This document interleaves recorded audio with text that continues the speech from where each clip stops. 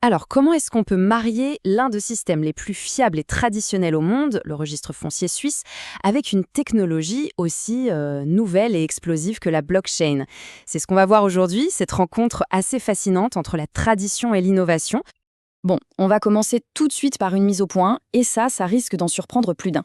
Malgré toute la réputation de la Suisse comme Crypto Valley, eh bien son registre foncier officiel, il n'est pas du tout sur la blockchain. Non, non. Et c'est justement ce paradoxe qui rend toute cette histoire vraiment intéressante. Alors, voici le programme. On va d'abord regarder les fondations du système actuel, puis on verra comment se construit le pont vers la blockchain, on explorera ensuite les innovations dans les cantons, on pèsera le pour et le contre, et enfin, on essayera de dessiner ce qui pourrait être l'avenir de l'immobilier en Suisse. Avant de parler de révolution, il faut comprendre sur quoi tout ça repose. Le pilier, c'est le registre foncier actuel. C'est vraiment le socle de la confiance dans tout l'immobilier suisse.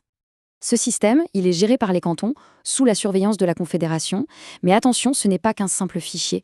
C'est la garantie absolue de la propriété. C'est ce qui sécurise chaque transaction et assure une traçabilité juridique parfaite. C'est le roc, vraiment, sur lequel tout le marché est construit. Concrètement, comment ça marche aujourd'hui? C'est simple. Il y a deux grandes étapes. D'abord, un notaire doit valider chaque changement. Ensuite, ce changement est inscrit à la main dans le registre officiel du canton. C'est un système qui est hyper fiable, très sécurisé, mais qui, on le voit, repose entièrement sur l'humain et sur du manuel. Donc la grande question, c'est comment on modernise un système pareil sans tout casser? Eh bien, c'est là que ça devient passionnant. La Suisse, elle ne choisit pas la rupture, non. Elle choisit de construire une passerelle, une sorte de pont vers le futur numérique. Et l'objectif derrière tout ça, il est très clair. On veut une infrastructure qui soit plus rapide, qui permette aux différents systèmes de communiquer entre eux, c'est ce qu'on appelle l'interopérabilité, et qui offre une transparence totale. Bref, il s'agit de faire entrer le registre foncier dans notre siècle. Et comme souvent en Suisse, l'innovation, elle ne vient pas d'en haut. Elle se passe au niveau local, dans les cantons. Et on voit émerger deux approches assez différentes, mais qui, au fond, visent le même objectif. On a d'un côté Zug, en plein cœur de la crypto-vallée, qui a une approche très pragmatique, on va simplement relier les deux mondes. Et de l'autre, on a Genève, avec une vision beaucoup plus ambitieuse, créer une sorte de double numérique pour chaque propriété. Un pont contre un jumeau. Deux philosophies, deux super labos pour l'avenir. Alors, commençons par Zug. L'idée la plus forte de leur modèle, ce n'est pas de remplacer le notaire. Au contraire, c'est de le transformer. Il devient la pièce centrale du nouveau système, un oracle de confiance. Alors, un oracle de confiance, qu'est-ce que c'est? C'est assez simple en fait. C'est le notaire qui va servir de traducteur certifié entre le monde réel et le monde de la blockchain. Avec sa clé numérique certifiée, il vient attester, sur la chaîne, que les infos du monde réel sont correctes. L'humain reste le garant et on obtient un double enregistrement parfaitement synchrone. Allez, on change de décor direction Genève. Là-bas, la vision est plus radicale. On parle de registre foncier augmenté, basé sur l'idée de jumeaux numériques. Imaginez une carte d'identité entièrement numérique pour chaque bâtiment, chaque terrain.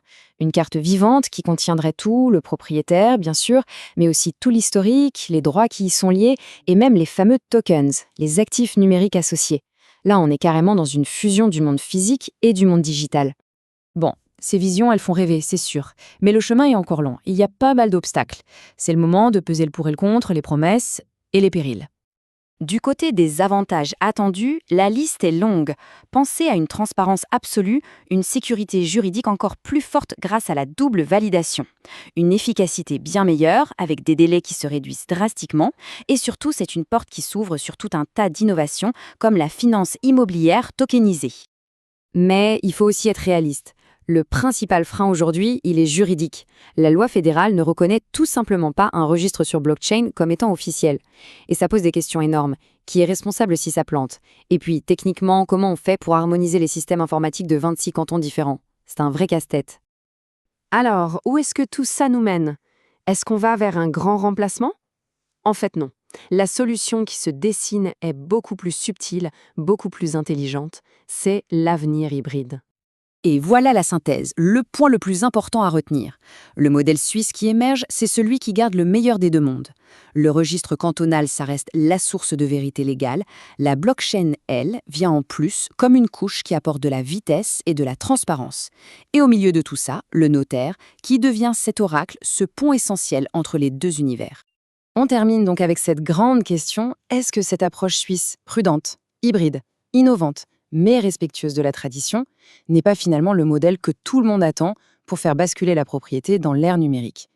C'est une question qui reste ouverte.